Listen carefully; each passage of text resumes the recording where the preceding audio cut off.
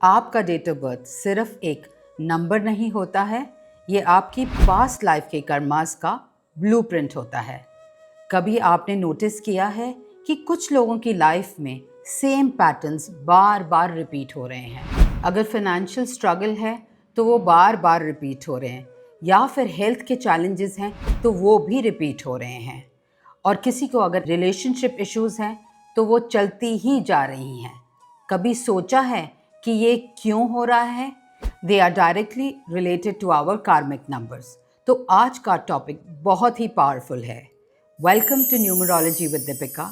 और आज का टॉपिक है impact of karmic numbers in our life.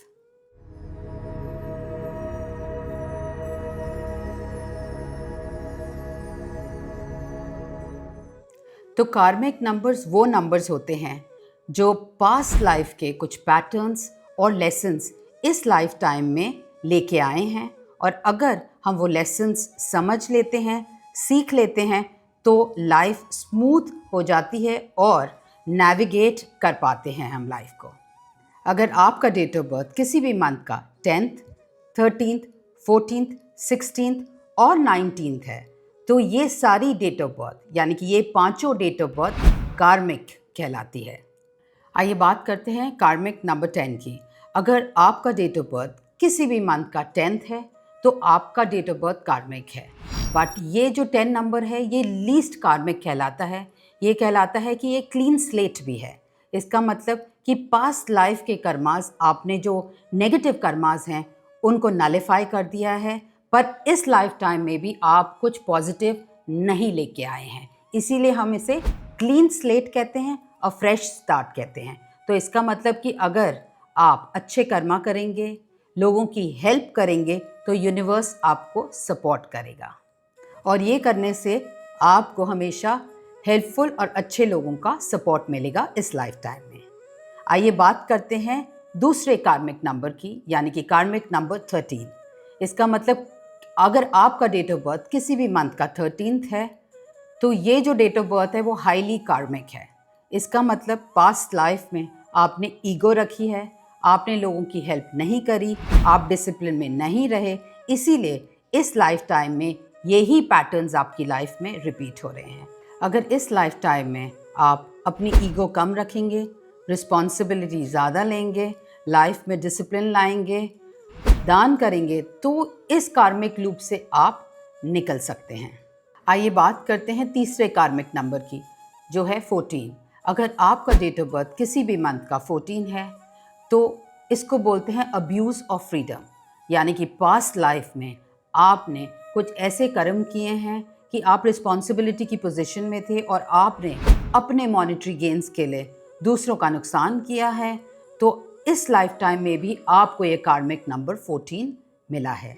और अगर आप चाहते हैं कि ये 14 कार्मिक लूप से आप बाहर निकलें, तो इस लाइफ टाइम में ऐसे कर्म करें कि आपको अगला लाइफ टाइम अपना कार्मिक ना मिले। अगर इस लाइफ टाइम में भी आप अपने फ्रीडम को अब्यूज़ नहीं करेंगे, डिसिप्लिन में रहेंगे, तो इस लूप से बाहर निकल पाएंगे। अगर आपका डेट ऑफ बर्थ किसी भी मंथ का 16th है तो आप कार्मिक नंबर 16 हैं। तो ये जो नंबर है इसको बोलते हैं अब्यूज़ ऑफ लव। इसका मतलब कि पास्ट लाइफ में आपने कुछ ऐसे कर्म किए हैं जिससे आपको इस लाइफ टाइम में भी यही कार्मिक नंबर मिला है। पास्ट लाइफ में रिलेशनशिप इश्यूज़ रहे हैं, ट्रस्ट इश्यूज़ रहे हैं, तो इस लाइफ टाइम में अगर हम वो ही रिपीट नहीं करेंगे तो इस लूप से भी हम निकल पाएंगे। यानी कि हम चीट नहीं करेंगे तो हम नेक्स्ट लाइफ टाइम में ये पैटर्न को ब्रेक कर सकते हैं। अब बात करते हैं कार्मिक नंबर 19 की। अगर आपका डेट ऑफ बर्थ किसी भी मंथ का 19 है तो आपकी डेट ऑफ बर्थ कार्मिक है, और इस नंबर को बोलते हैं अब्यूज़ ऑफ पावर। यानी कि पिछले जन्म में आप एक पावरफुल पोजीशन में थे, आप किंग थे या लीडर थे, और आपने अपनी पावर का मिसयूज़ किया है। इसीलिए इस लाइफ टाइम में भी आपको कार्मिक नंबर 19 मिला है।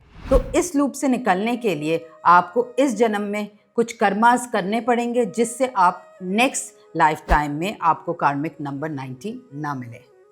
तो आज के वीडियो में हमने समझा कि कार्मिक नंबर्स क्या होते हैं, इस लूप से हम कैसे निकल सकते हैं। तो कार्मिक नंबर्स हमारी लाइफ को इवॉल्व करने के लिए हमारी लाइफ में आते हैं। अगर आपको ये वीडियो पसंद आया होगा तो please like, share and subscribe करिए, और अगर कोई कन्फ्यूजन है तो आप DM भी कर सकते हैं। अगर हमारी डेट ऑफ बर्थ कार्मिक है तो ये एक पनिशमेंट नहीं है, ये सिग्नल दे रही है to correct, learn and balance. तो जब हम अपने पैटर्न्स को समझ लेते हैं तो हम अपनी लाइफ को ट्रांसफॉर्म कर पाते हैं। Thank you.